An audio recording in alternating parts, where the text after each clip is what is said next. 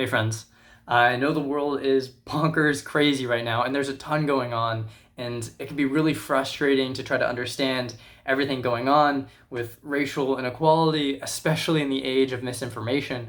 So I wanted to do my own data analysis to see if I could put models to the public education system in my community, San Diego County.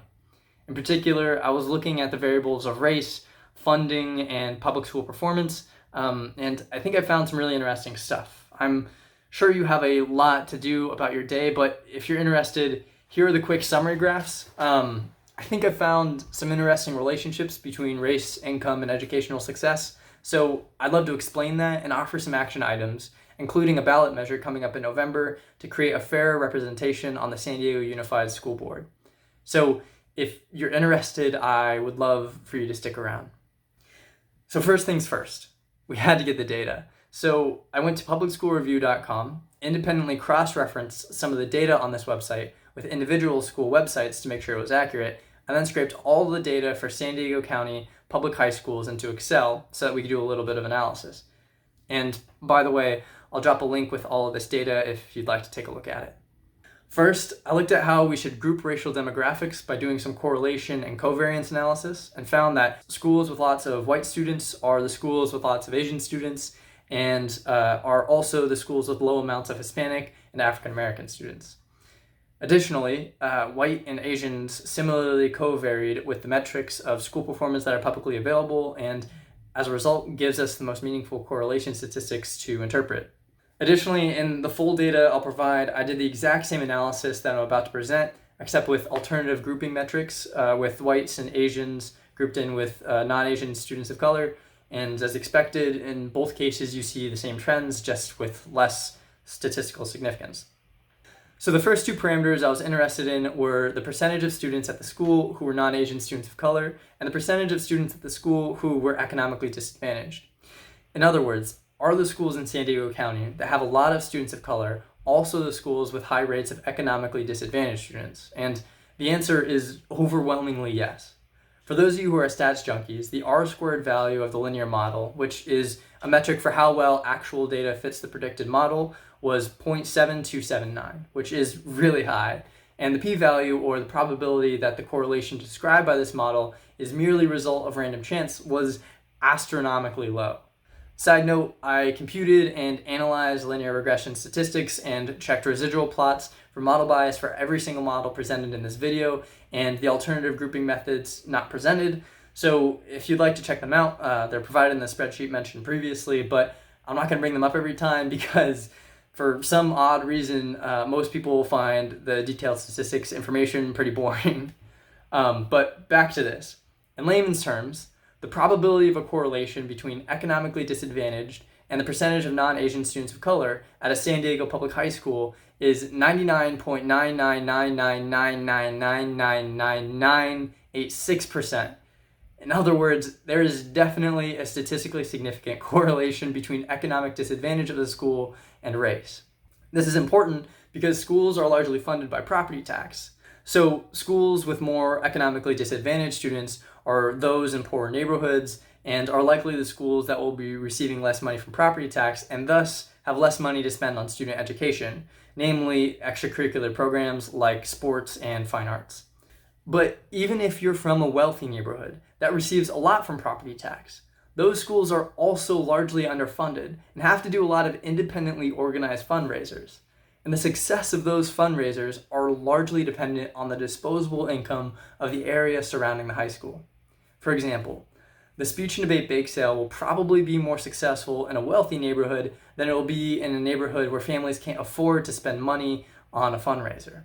So this is important for how schools get funded and school success.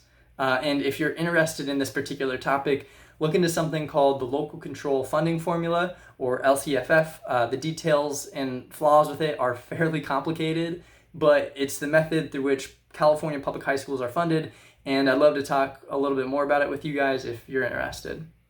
The next question I wanted to ask was, are schools that have higher rates of economically disadvantaged students and higher percentages of non-Asian students of color also the schools that are underperforming? So I looked at school rank, which in California is a direct function of math and reading scores, where schools that are higher on the list, for example, rank number 1, have higher math and English scores than schools that are lower on the list, for example, rank number 9,000. I did the same kind of analysis as before, and the resulting model fit was really good with an r-squared value of 0.564. The p-value was 1.18 times 10 to the negative ninth, or in other words, there's a 99.999998881% chance of a meaningful correlation here. Overall, you can see how schools with higher percentages of non-Asian students of color or higher percentages of economically disadvantaged students are underperforming in standardized testing. Additionally, there's another metric that we can use to gauge school performance, and that's four-year graduation rate. When you look at graduation rate, you find that schools with high percentages of non-Asian students of color or economically disadvantaged students are those with lower four-year graduation rates. For the stats junkies, the r-squared looks okay. The p-value is 0.003 or a 99.7% chance of a meaningful correlation, but this is largely because the data was skewed by two outliers. When the data is corrected for these outliers, you get a 99.999589146% chance of a meaningful correlation with an r-squared of 0.3856, which indicates a pretty good model fit. Again, there's definitely some correlation here, but what does it all mean? So, to put all this real simply, the schools in San Diego County that are underperforming are the schools with more non-Asian students of color, which, not by random chance, are also the schools with more economically disadvantaged students. All this goes to show that in modern day America, in your community, this notion that racial inequality doesn't exist is demonstrably false. Note that this doesn't mean that someone who is a minority can't succeed in America, but it does mean that at a population dynamics level, the playing field is clearly uneven. Yes, there are wealthy Hispanics and African Americans. Yes, there are lower income white families, but odds are that if you are a child of color in modern day America, you'll grow up in a lower income family, attend an underperforming public school, and be at a significant disadvantage compared to your predominantly white, usually wealthier peers in applying for college and future jobs. While there are numerous additional factors, some of which are more obvious, some of which are a bit subtler, that play a role, this inequality in the public school system plays a heavy hand in feeding the poverty cycle present in predominantly minority communities. Additionally, the presence and results of this inequality contributes to the lens through which we see the world, and this is really important. Anyone who grew up in San Diego can point to a map and guess where lower income neighborhoods and underperforming schools are. This statistical analysis only shows that their understanding of racial and regional stereotypes is only more pronounced than they might have guessed. Further, it's no mystery why certain racial stereotypes surround certain low-paying jobs. This data draws a clear link between race, economic status, and education quality. Yes, students in these underperforming schools should develop a growth mentality, fight for success, and break the cycle, but that is really easy for me to say considering I went to an extremely high-performing high school in a wealthier area of San Diego, where I was surrounded by an environment and peers who motivated me to excel academically. Not only did I receive support in my home life, which many, but not all, students at my high school had, but I had increased access to a quality education because of the high school I went to. Unfortunately, many predominantly minority lower income families in San Diego can't say the same. If there is one place in the entire American landscape where you shouldn't be able to accurately predict success based on race, it should be the public education system. So how can this be fixed?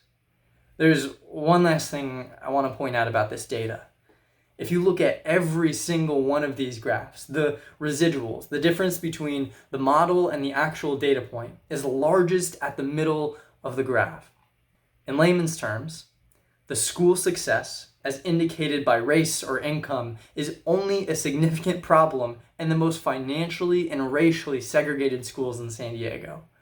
Only in the very white or Asian schools does whiteness or number of Asians become a predictor of school success, and only in schools with a lot of non-Asian students of color does the percentage of minorities at the school become indicative of school success? If you could create a system that is slightly better, where when you walk into Torrey Pines or Canyon Crest and see more than 11 or 7% non-Asian students of color, or when you walk into Chula Vista or San Ysidro and see more than 9 or 5% Asian or white students, these models drop off. When you look at the economically and racially diverse middle portion of this graph, you can see that the model doesn't fit well. And that should give you hope. Because when these models drop off, that means that race or income become way less significant in predicting school success. For example, when you look at the same model applied only to schools with 35 to 70% non-Asian students of color, the models between race and economic disadvantage lose statistical significance. If you could imagine a slightly less financially and racially segregated San Diego County school system, one where you can't predict how well a school performs based on these demographics, that's the society where you can begin to fix this core root of systemic inequality in America. I understand that there are a ton of other factors that play into this, no doubt about it. Whether it's natural human biology, other government-sponsored systems, or some other root of racial bias in America, I'm sure that racial inequality doesn't just have one root cause, but I'm confident that the public education inequality we see, driven by wealth inequality, is a fixable core root of systemic racial inequality in America. And so I encourage anyone listening to play an active role in understanding and combating this. Your voice matters. Start by acknowledging that this is there. If you were lucky enough to go to a good school, recognize the privilege afforded to you because of it. Recognize that you had a head start, and that doesn't diminish or nullify your hard work, but it does mean that you should play a role in leveling the playing field. How has your public school experience shaped your interpretation of the world? Was your high school racially representative of your city? How has access to a quality education affected the racial makeup of highly skilled jobs in your city? Could employers have a subconscious racial bias because of this? How could we test for this? How can you help combat inequality? The first step is to recognize and call it out, both in yourself and in your community. Lastly, I know that there is a ton of information and that this is a lot of stuff to process, and there's a ton that I left out, but I wanted to give you guys one action item that can help mitigate at an institutional level this inequality. In November, there will be a proposed measure on the ballot of those living in the San Diego Unified School District that, if ratified, will change how San Diego Unified School board members are elected, going from an at-large general election of board members to one that will have voters pick board members by subdistrict. Essentially, passing this legislation will shift the school board election system to a more local level so that each subdistrict chooses its own board members, creating a more representative set of policymakers who can truly advocate for the students they represent. So, if you live in San Diego Unified, please vote to make our elections more fair. Having a regionally and, as a result, more racially representative school board will help make sure that San Diego is moving forward when it comes to issues like public school funding and performance. For more on this, feel free to check out the SD Tribune article I linked below. So with that, thank you for coming to my TED Talk.